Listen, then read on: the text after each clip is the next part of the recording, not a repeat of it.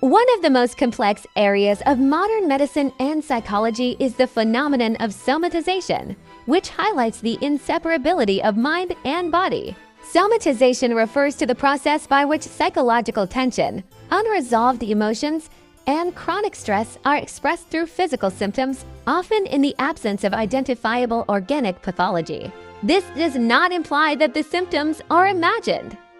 On the contrary, they are real, distressing bodily experiences with a psychological origin. The development of somatization is most commonly associated with prolonged stress and difficulties in emotional regulation. When an individual is unable to consciously process internal conflicts, the autonomic nervous system remains in a persistent state of heightened activation.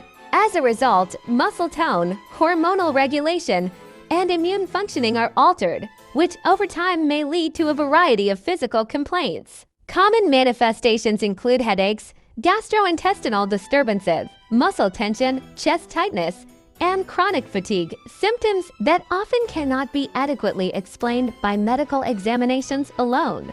It is essential to emphasize that somatization is not a conscious process. The affected individual does not deliberately escape into physical symptoms. Rather, somatization represents an adaptive response of the nervous system that becomes maladaptive over time. In this context, the body begins to speak the emotions that lack appropriate channels of psychological expression.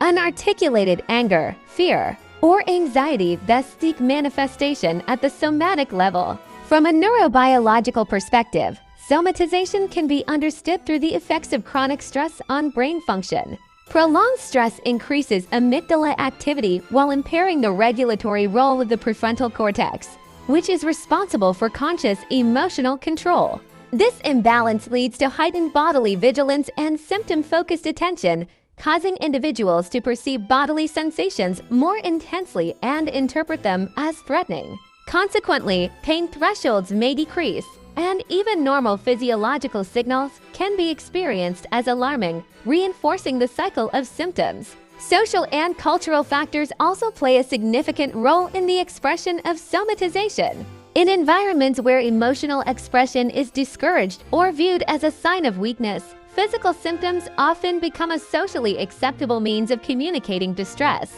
In such contexts, the body serves as the primary carrier of emotional content, while the psychological background remains unrecognized. For this reason, the treatment of somatization requires a comprehensive approach.